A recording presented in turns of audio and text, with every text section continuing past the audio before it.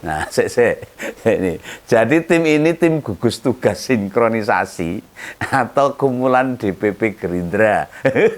Dengan adanya pertemuan gugus tugas dan Menteri Keuangan justru menimbulkan pertanyaan besar.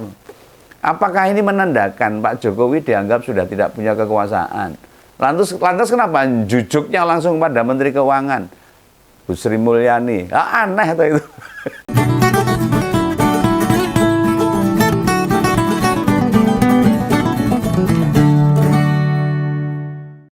Ya, akhirnya setelah bolak-balik Begawan mempertanyakan tim transisi. Ya, kemarin tim itu mulai kula nuwun ke pemerintah. Ya, jebol apa yang tak sampaikan didengarkan. Dan kita tahu siapa saja yang berada di tim transisi itu.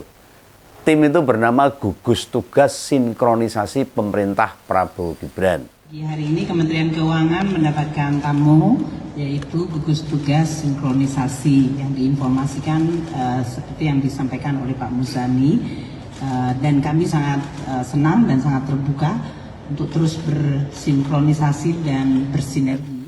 Itu diisi hanya 6 orang. Nah, dari 6 orang itu semua merupakan kader Gerindra semua. Jangankan wakil relawan, wakil partai. Ya lah, wong ketua TKN saja Pak Rusan Roslani enggak ada kok itu. Nah, dari 6 orang itu 2 diantaranya adalah keponakan Pak Prabowo, itu Mas Tommy Jiwandono dan Mas Budi Satrio Jiwandono. Nah, anggota tim ini menggambarkan betapa dukungan yang diberikan partai lain, relawan, tokoh atau dukungan pribadi Pak Jokowi, ya akhirnya sama sekali tidak dianggap. Ya, ini hak prerogatifnya Pak Prabowo nantinya, ya enggak apa-apa. Nah, tim ini mencerminkan kok sebuah egosentrisnya Pak Prabowo. Ya harus biarin aja. Bahkan bisa disebut ini semacam arogansi, bisa disebut begitu. Apa yang bisa diharapkan dari mereka? Mau menerima saran, masukan atau kritik? Ya jangankan dari pihak luar, dari pendukungnya saja barangkali akan diabaikan nantinya. Orang-orang yang mungkin kita anggap kredibel, nyatanya nggak masuk tuh di sana itu. Mana ada nama Budiman Sujatmiko yang kemarin wah semangatnya semangat 45, atau Marwarar Sirait, Helmi Yahya, Yusril Isa Mahendra, Fahri Hamzah dan lainnya. Atau jangan-jangan Pak Yusril mundur dari Ketua Umum PBB, ngerti ini urusan pemerintah mendatang nih. Semua kan ditentukan sendiri oleh Pak Prabowo. Ya enggak apa-apa. Sebagai presiden kan punya hak prerogatif yang penuh tuh. Coba kita cek dulu aja ya. Siapa 6 orang tim sinkronisasi ini? Pertama ada Pak Sukmi Dasko. Dia itu Ketua Harian Gerindra. Wakilnya tim transisi itu ada Pak Ahmad Muzani. Ya di struktural Gerindra juga. Berposisi sebagai sekjen. Bidang keuangannya dipegang Mas Tommy Jiwandono, keponakan Pak Prabowo, yang juga bendahara Gerindra. Nah, sisanya 3 orang itu menjadi anggota, yakni Budi Satrio Jiwandono, Sugiono, dan Prasetyo Hadi.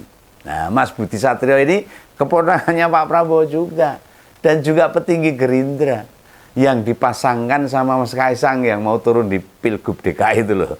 Lalu nama Pak Sugiono, dia wakil ketua umum DPP Gerindra, dan terakhir itu Pak Prasetyo Hadi, itu ketua OKK Gerindra. Nah, ini. Jadi tim ini tim gugus tugas sinkronisasi atau kumpulan DPP Gerindra. Ya harus dipertanyakan. Yang namanya tim sinkronisasi itu, apalagi itu masalah pilpres, mestinya kan terdiri dari banyak unsur lah, dengan banyak latar belakang. Loh, katanya didukung 4 partai yang punya kursi di Senayan. Iya toh, juga 4 partai non parlemen. Masih ada kelompok-kelompok relawan yang kemarin jungkel jempale. Atau mungkin kelompok relawan itu sudah dapat bagian, sudah dapat job-job dan akhirnya diem semua. Ya bisa. Juga individu-individu politisi partai lain loh. Ada mantan jenderal, akademisi, serta elemen-elemen penting lainnya. Lah bagaimana Pak Prabowo bisa memimpin Indonesia lebih baik di masa mendatang? Nah, mimpin pemenangan pilpres saja sudah terlihat pihak lain di luar Gerindra itu ditinggal. Ini kondisi yang berbeda dengan waktu transisi pemerintahan Pak Jokowi atau Pak BY waktu itu. Tim transisi Pak Jokowi yang dulu tahun 2014 itu dikomandoi oleh 5 orang. Itu ketuanya kalau tidak salah timnya itu Bu Rini Sumarno waktu itu. Anggotanya ada Pak Hasto Kristianto dari Sekjen PDIP, ada Pak Anies Baswedan dari Humasnya TPN waktu itu. Ada Pak Andi Wijayanto dan akademisi. Itu Pak Andi Wijayanto dari akademisi. Dan terakhir ada Pak Akbar Faisal yang dulu dari partai pendukung. Nah, tim transisi yang dulu dibantu 15 pokja, kelompok kerja yang tersebar di berbagai isu untuk membuat bagaimana peralihan pemerintahan Pak BY untuk diterimakan ke Pak Jokowi waktu itu bisa berjalan dengan baik, dengan mempersiapkan dengan teliti ya. Pada awal berkomunikasi, tim transisi ketemunya para Menko, yakni Menko Perekonomian saat itu Pak Khairul Tanjung kalau nggak salah, itu menemui juga Pak Menko Kesra, Pak Agung Laksono, serta Menteri Perdagangan waktu itu Pak Muhammad Lutfi. Nah, sedang gugus tugasnya Pak Prabowo. Ini yang pertama datang itu. Langsung bertemu Menteri Keuangan. Itu Bu Sri Mulyani. Itu keterangan singkat. Ya, bagi yang ngerti sebuah sistem pemerintahan. Ini Om Begawan nggak ngajari loh ini. Ini cara transisinya ini saya pikir ya ngawur, hura-hura. Ibarat kita masuk ke kampung, mau mengerjakan proyek di kampung itu, yang ditemui pertama kali ya lurahnya harusnya. Ya pengesuhnya wilayah itu. Kalau pas gak bisa ya Pak Care atau Pak Sekdes atau Pak Kaur yang lain lah yang ada di level pemerintahan kelurahan. Ya tidakkah lebih pas mereka tuh bertemu dulu sama Pak Jokowi. Menteri-menteri itu berlangsung bertanggung jawab pada presiden loh, jangan ditemui dulu. Harusnya Pak Lurahnya dulu.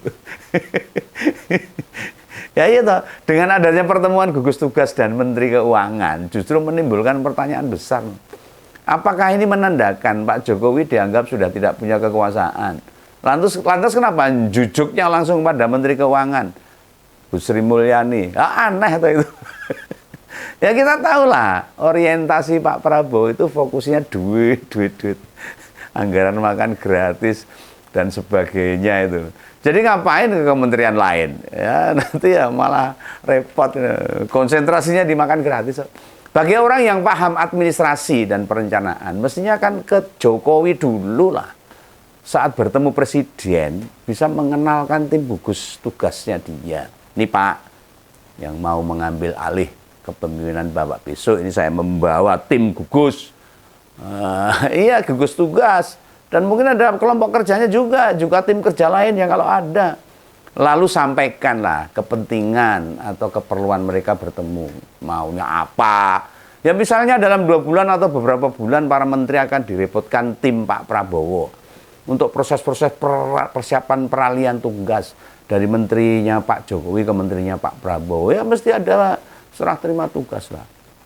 Ini kalau orang ngerti sopan santun atau administrasi pemerintahan. Ya nanti menteri-menteri kabinet yang ada biar diberitahu presiden bakal ada tugas-tugas dari tim capres yang menang loh untuk komunikasi selanjutnya kan begitu. Setidaknya mempelajari program-program yang ada, mempelajari tantangan-tantangan, termasuk mendialogkan program-program capres terpilih. Kan harusnya begitu. Nah datangnya tim gugus tugas Prabowo ke Kementerian Keuangan ini. Berarti Pak Prabowo tidak ngerti prinsip money follow. Iya no, money follow function.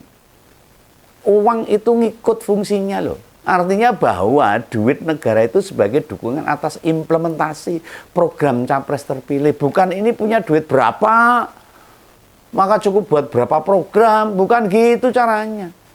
Masa yang ginian mesti Om Begawan ajari. Ya kacau lah. Ini ngurus negara loh, bukan ngurus ormas loh. Atau ngurus yayasan, apalagi ngurus duit pribadi. Itu jelas beda. Kalau uang kita sendiri mau buat apa terserah, tidak perlu pertanggungjawaban karena yang pakai kita sendiri. Nah makanya Gugus tugas sinkronisasi idealnya setelah ketemu presiden dulu lah. Ini pesan Om Begawan sebagai rakyat ya. Ya akhirnya nanti kita akan mendukung pemerintahan Prabowo Gibran meskipun tetap posisi kami itu pada di posisi oposisi, memberikan kritikan terus. Ya tetap dukung pemerintah, tapi kan tetap memberikan kritik-kritikan masukan. Nah pertemuan selanjutnya itu dengan para Menko dan Menteri Perencanaan setelah ketemu Presiden. Mengapa begitu? Lah kemana negara ini berjalan? Dokumennya atau blueprintnya ada di Menteri-Menteri Perencanaan Nasional dan Kepala Bappenas. Ketemu para Menko untuk melihat bagaimana progres serta potensi yang sudah dimiliki apa. Kan ditanyakan, agar ke depan itu Kabinet Prabowo Gibran bisa lebih baik lagi. Presiden itu memang bukan orang paling pintar, belum tentu. Atau orang paling cerdas, bukan. Tetapi idealnya orang yang mudeng manajemen. Atau menempatkan orang pada tempatnya yang pas gitu loh. Nah kita tunggu nih. Di waktu-waktu mendatang, ini Begawan menunggu. Apa yang dikerjakan oleh tim gugus tugas ini? Urusan negara itu bukan urusan beli lombok loh, berambang atau belajarian di pasar. Tidak mungkin transisi pemerintahan bisa rampung dalam sebulan, 2 bulan, 3 bulan, bahkan setengah tahun. Hingga pelantikan pun transisi dijamin belum rampung. Makanya bolak-balik dan tak ingatkan tuh. Idealnya Maret alias 3 bulan lalu itu tim transisi sudah berkomunikasi sama pemerintah yang sekarang masih menjabat. Ini ngapain Prabowo membentuk tim baru? Tugaskan saja pada TKN seperti dulu dikerjakan oleh Pak Jokowi itu.